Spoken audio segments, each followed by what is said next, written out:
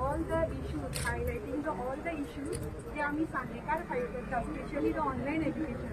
Please CM look into it.